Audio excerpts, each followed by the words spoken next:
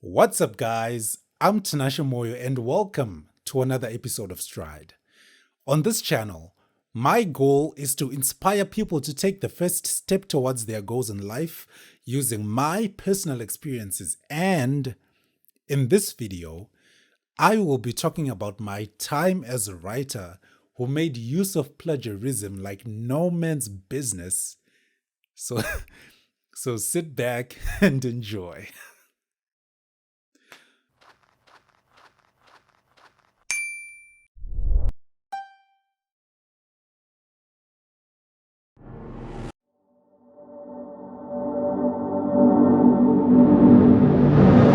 Welcome back, people. Before I go any further, I just want to thank each and every one of you guys for tuning into last week's episode with my really good friend, Tinashe Chikanda. I mean, guys, we had a really good conversation. We had a blast. I really enjoyed it. And even to this day, I still feel the effects of that conversation. So thank you so much to every single person who managed to join the live stream on Instagram, and even those who managed to catch up on YouTube. I really hope that you guys had a fun time watching our conversation. And I actually have quite a number of guests in store for certain different episodes. So, yeah, you definitely won't want to miss those too. So, thank you guys. Thank you so much for the support. Now, let's get this show on the run. So, today we are going to talk about my journey as a writer, like I said earlier. So before I go any further, I just want to acknowledge my late uncle, the late Stanley Mopfudza. He was one of the best writers that I've ever known. He was very passionate about the work that he did, and he had some really good connections in the writing industry. And him alone was the one who sparked interest in me to actually get into writing. So I really, really want to thank him for that, and may God rest his soul. So, anyways, getting into detail, I think if you guys watched one of my episodes titled Called to Serve, I spoke about being prominent in church, doing certain duties so that people could actually see how much I loved doing what I did. So I actually thought that I could at least do writing so that I could inspire people in church. So I decided to start article writing. So, so the way it started was I started with the first article, which was called "Make That Change." Now, man, I always laugh when it comes to this thing. Um, you know, uh, I wanted to be like the the leader, the youth leader, right? Because that time I was the youth chairperson, so I wanted to at least lead by example. So by bringing make that change, you know, I thought I could actually spark some change into people. So now here's the interesting thing: make that change was simply a ripoff of the song Men in the Mirror by Michael Jackson. I'm sure some of you guys can actually pick, because there's one of the most prominent lines, which is make that change. I think you can actually hear it in the chorus. So what I did was I actually copied the whole thing. I don't even know what I was thinking at that time, because I was just like, okay, I really don't think many people can be able to pick Man in the Mirror. I have, yeah, I don't know.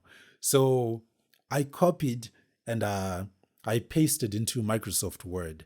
So what I then did was changing some slang. Because if you look at the lyrics, even with the way he opened, it was, I'm gonna make a change for once in my life. And then the next line was, it's gonna feel real good. So I was just like, these are articles that I want to distribute to people in church, like the older folks. It's like our church is kind of traditional. So you've got older folks in the church. So it's just like, um, you can't put out an article that has got slang like that because some of those people won't be able to. I mean, it doesn't work. It's not effective. You can't have an elderly person going through something that's written Ghana, you know. So I changed it to pure English. So Ghana, just going. And I was just like, okay, if I at least make it like that, um, people actually think that I wrote that. So I changed it up, and I think I just added must be I think it's probably just a paragraph of my own my own English. Now, just imagine the way Michael Jackson wrote his songs. The guy was a pure talent, right? And then you've got my own little paragraph right next to Michael Jackson's lyrics, right? And then I asked this lady from church to print some copies for me so that I could give to people. And she printed them out. I went and collected them, I think the day before church. And I actually asked her, like, what did you think of the article? And then she was just like, it was good. It was good. And then I was like, yes, the validation that I needed. Tomorrow, I'm going to take the article to church. And then I did. And I actually distributed it in church. And, I actually felt really good about it. I felt really, really good. Like, yes, people are actually going to uh, like me for being this proficient writer. I felt really, really good. And everything just started to go well for me. And now, here's the interesting thing. One of the leaders, the church leaders at that time, um, asked people to at least go go through the article and just pick some lessons from from the article. And he even referenced something like, you see someone walking in the streets. That's the part where Michael sang, I see the kids in the streets without nothing to eat.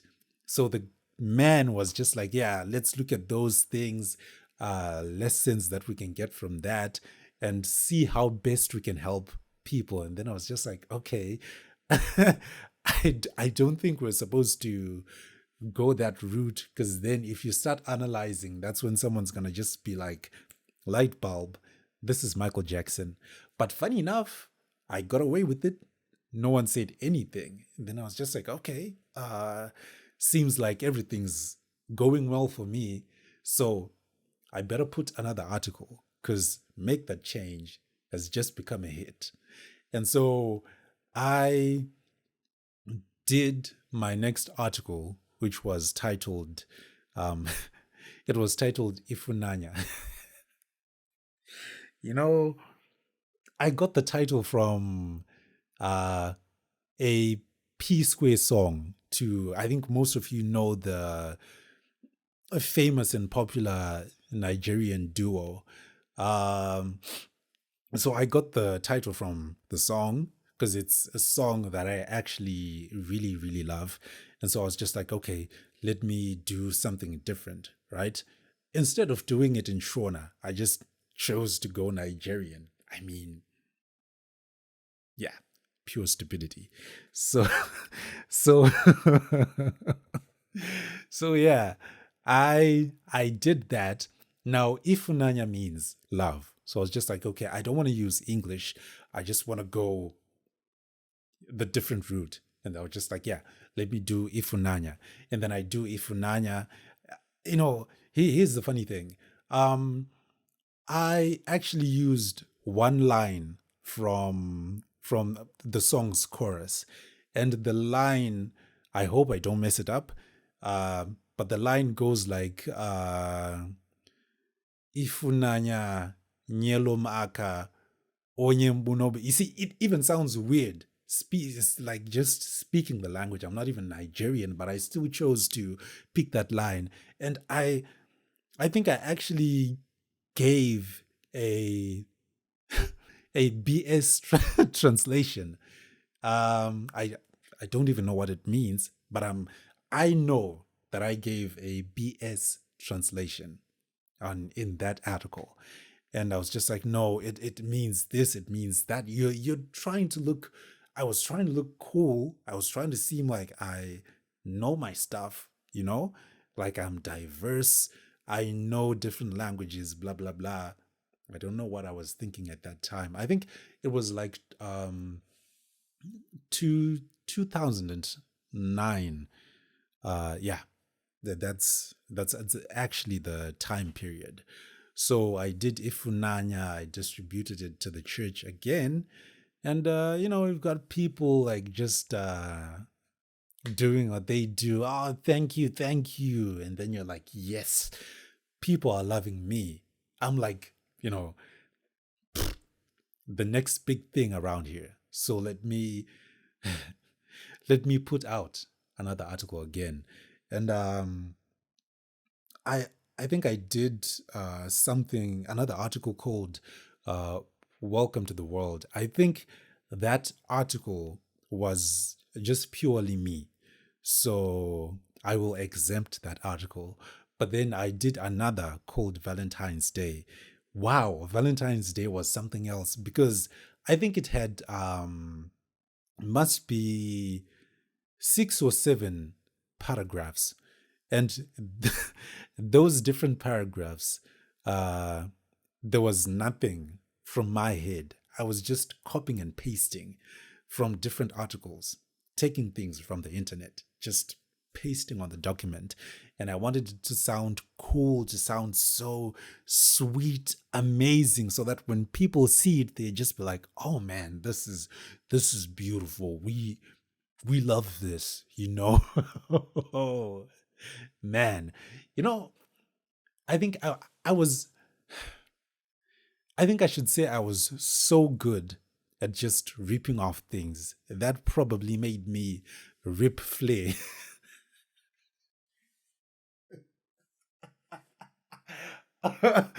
Okay. ah. And now here's the funny thing. I didn't feel any kind of fear with the whole ripping off things, stealing things from the internet. I didn't, because I wanted to look cool, to seem cool. And I actually felt that I was doing just that. That was the route I was actually taking. So I was just like, yeah, I'm like really, really enjoying it. So yeah, if Nanya was a success, Valentine's Day was a success as well. And I'm like, yeah, I'm on my way to the top.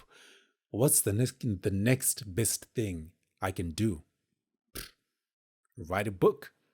And so I decided to to do an autobiography about my spiritual life. So I really set the mood. I really set the tone for the big thing.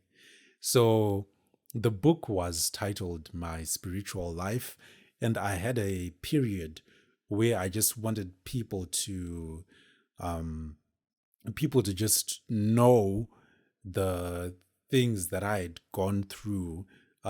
It had an original story, like the story was mine. So I wrote the book, but along the way, you always think that for you to be a good author, to be a good writer, to have a successful book, you need big words. You need to use very good English. What's the best thing that Rip Flay can do? Started taking things from the internet again. Sections from different articles. I would search anything that I felt was necessary for the book. And I would copy, I would paste, copy, paste. You'd have sections where it goes like things were fast and frantic. I didn't even know what frantic meant, but I was just like, yeah, this word sounds good.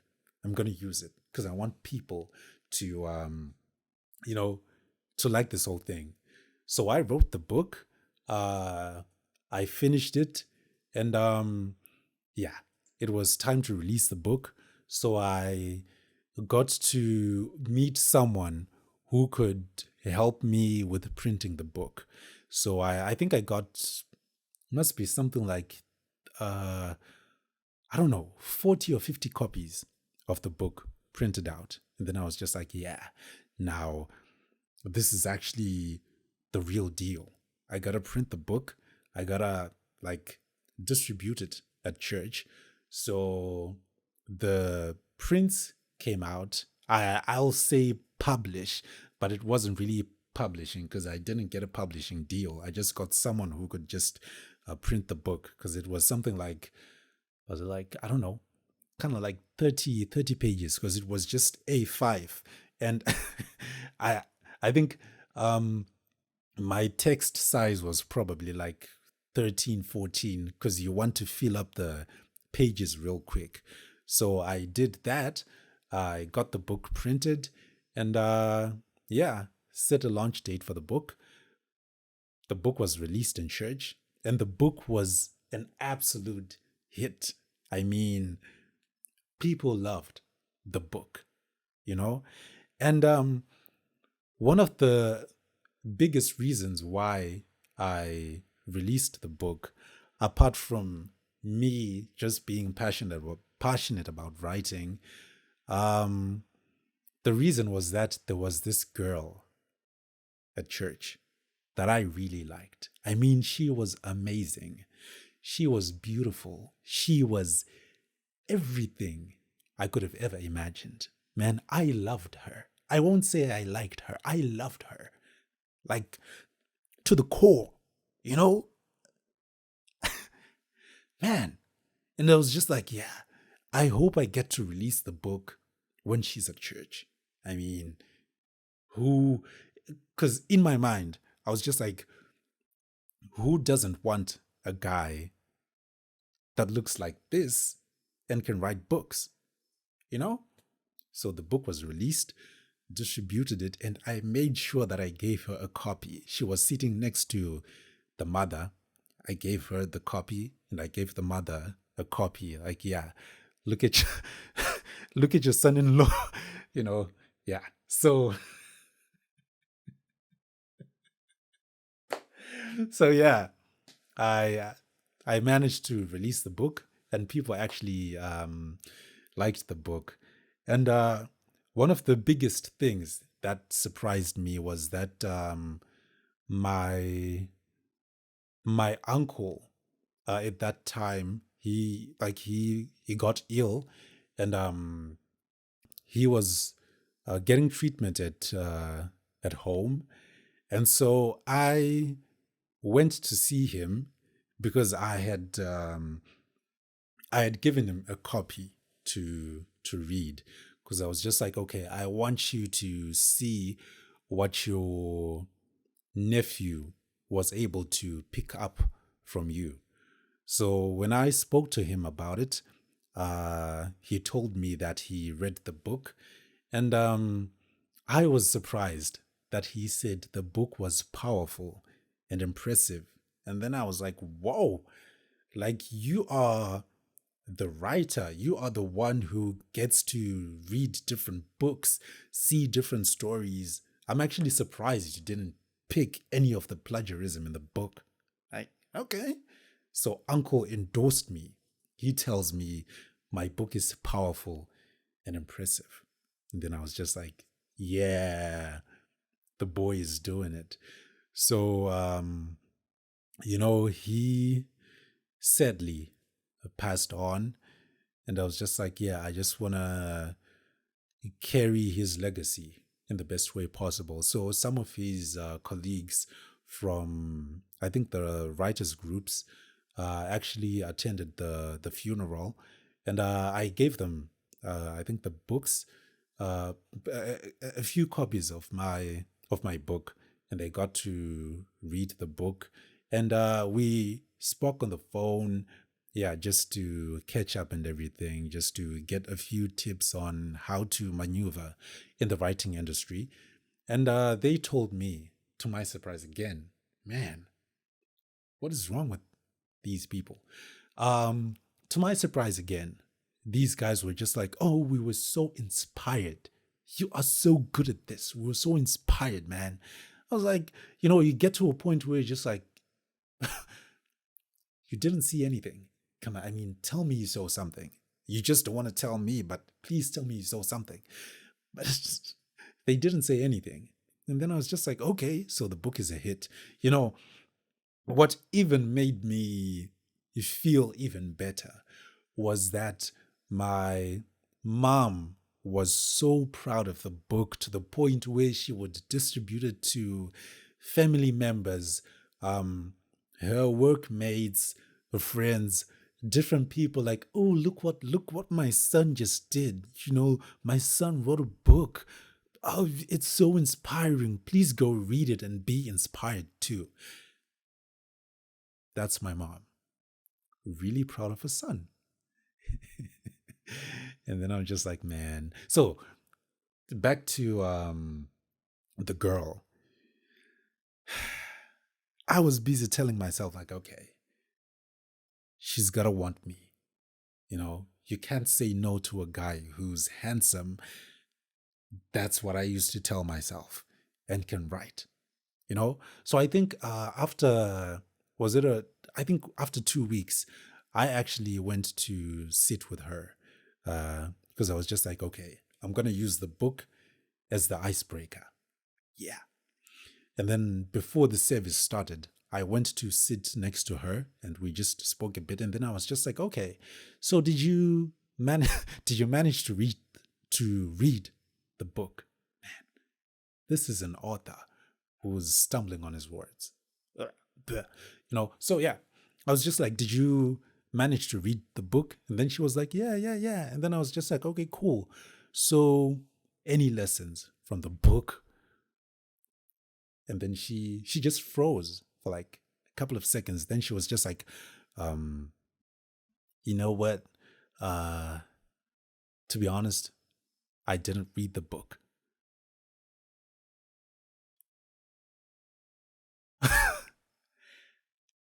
And then I was just like, I thought you were gonna love me because of this book. I said it in my head. I didn't like say it loud.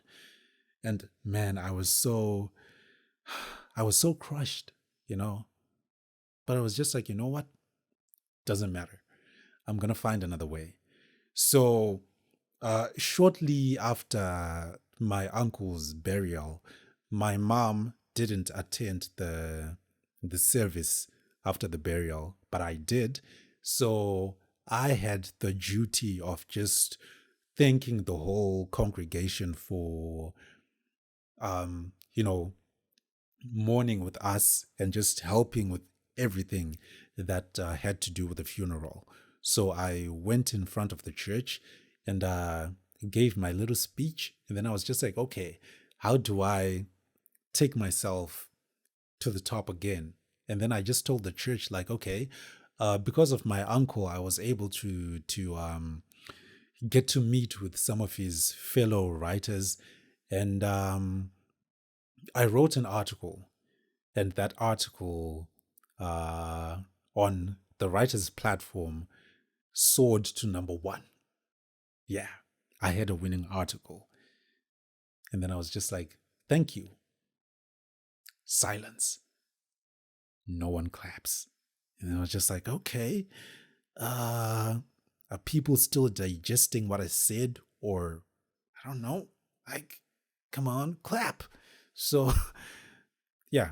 So as I was making my way back to my seat, the church warden was just like, "Ah, are you jealous of the guy who has a number one article? Why are you not clapping?" And then that's when people started clapping. And I was just like, okay. But I didn't, I don't know, I didn't think of anything. If I was someone with a decent conscience, I would have actually thought of something like, okay, maybe people are saying this seems fishy. But I was just like, you know what? It doesn't matter. So I was just like, yeah, sure. I will I will proceed with that. So anyways, yeah, here's the thing now. Uh as time passed, um you know, I think my dad had asked me to speak to my cousin about something.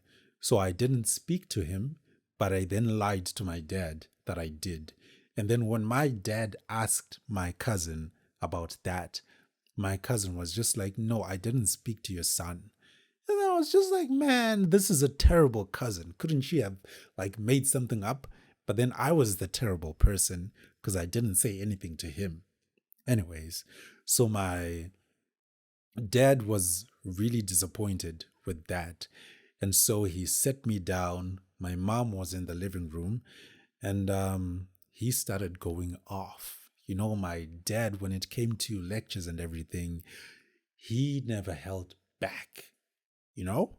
So he then gets to a point where he's just like, you know what?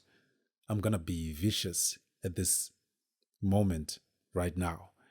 And then he was just like, "Mom, your son, I read his book and there was a lot of plagiarism in his book."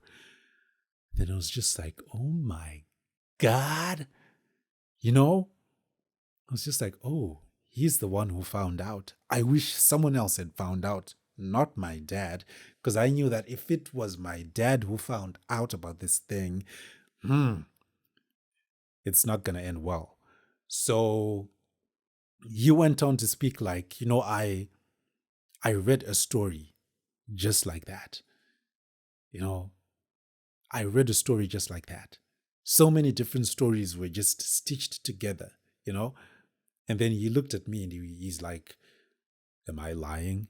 My dad used to be scary. Now he's chilled. I actually like this guy more than I liked the guy back then. He's like, am I lying? Tell me I'm lying. I dare you. I double dare you. And I'm like, I'm already shaking, and then I just looked at my mom and I was like, damn. And then my mom was like, that just made me think of Sarabi in The Lion King. It's not true. Tell me it's not true. So now I'm trying to justify myself to my mom. Like, Mom, it's not everything that I stole. Like, the story is originally mine, but I was just taking some parts from different articles just to make the book sound interesting. I just needed some interesting English. And then my mom was like, I was so proud of this book. I gave it to so many of my friends, telling them that my son has a book. Now you made me distribute a book of lies. Yeah, I felt stupid in that moment. And at the same time, I hated my dad so much at that time because I was just like, you know what? This is this is unbelievable. Like, who do you think you are? Coming at me like that. I hate it, you know? But then in that moment, I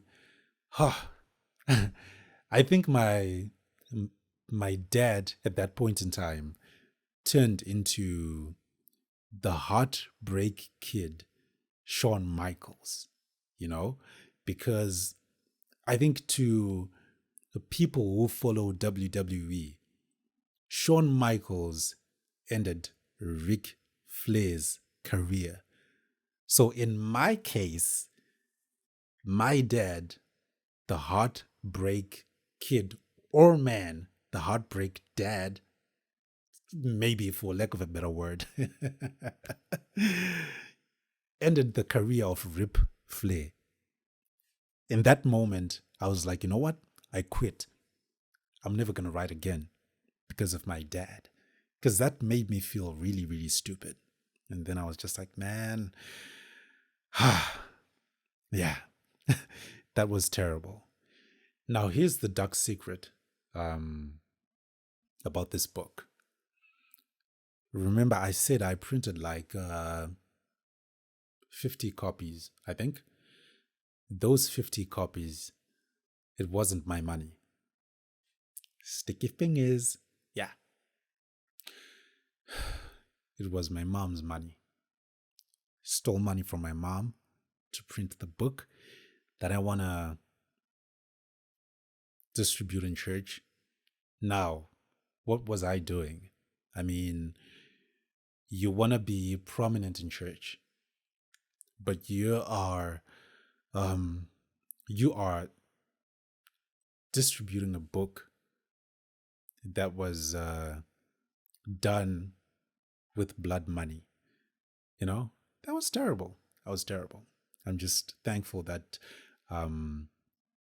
God forgave me for that. And before I forget, there was actually one article. I forgot the name, but I think I actually copied and pasted everything. And then I written by Tinashe Moyo, youth chairperson. So the lady who printed those copies gave them to my mom, and then my mom had to give them to me. So when my mom was giving them to me, she was like, Tinashe, aren't you taking these things from the internet? And then I was just like, no, mom, this is all me. This is your boy. He's the one writing all these things, man. Look at this. And then I got the articles. But knowing that my mom was suspecting it's from the internet, I didn't release it. So it's quite a crazy journey, you know. Rip Flair was on a streak until the heartbreak dad ended the streak with a sweet chin music. Gosh, man, I feel so stupid saying all this. But yeah, that was the crazy journey of me as a writer. Now, just a quick detour. It just reminded me of this time where I used to steal a lot of John Cena tweets, and I would paste them on my WhatsApp statuses. I think I did that for quite some months, you know, because Cena has got some really good English, you know. And so I was just like, man, this is so cool. I want people to think that I'm really, really cool. And it was mostly do the work, because he had a hashtag that he was actually moving with, do the work or hashtag even stronger. So I was just like, you know what? I'm really gonna like go with this. So I would paste different statuses, I think after every maybe week or 2 weeks. And then one of my really good friends called Walter Fereza, love you to death, bro. He first asked me about those statuses, and he was like, bro, your statuses, man, do you niggas practice what you preach? And then I was just like, yeah, man, we do it all the time. Okay. He asked me the second time, and he was like, do you niggas practice what you preach? And then I was like, hell yeah, bro. I mean, what's your problem, man? I actually gave you a response before, and he was just like, really? Maybe I didn't get a satisfactory response. Then I was just like, this dude be tripping, man. What the hell's wrong with you? He asked for the third time. And then I was just like, man, what the hell is wrong with you? And then he was just like, you know what? I'm always looking at your statuses. You're just like, do the work, blah, blah, blah, this and that, motivational stuff, you know? But I know you're always home watching movies, sleeping. You ain't even doing nothing. Bro, you gotta be real. Practice what you preach, nigga. He went all thug on me, man. And then I was just like, man. But it really hurt. It really hurt. But then I stopped doing that. I instantly stopped, like, oh, I've just been exposed. Man, this isn't a good thing. So, so yeah, I struggled with plagiarism, and it wasn't a good view, but it was quite an experience. When I look at it now, yeah, it was quite an interesting experience. So, thank you for taking the time to listen to my crazy old story. So, the moral of the story is this: be authentic, be yourself. You know, don't be uh, tempted to be flashy by using big words unnaturally. It's never going to make you a demigod in the eyes of people. You know, tell your story the way it's supposed to be told, in the simplest way possible. You know, I think for me, there was just an underlying fear that my words were not good enough. Probably because I failed in school. So, yeah, that like really played a part. But we just gotta keep things simple. You know, it reminds me of Trevor Noah in his Daywalker special. You know, he was just joking about people speaking about a shape, but in a different way. You know, he was just saying, you hear someone going like, it is the void of all right angles. You know, it's diametrically opposed, you know, some funny words.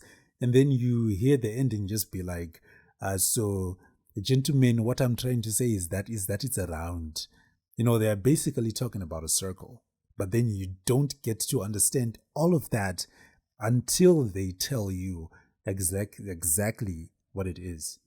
So, you know, I think we just put ourselves in really tight spots just because we want to sound good. But then it's not even supposed to be the case.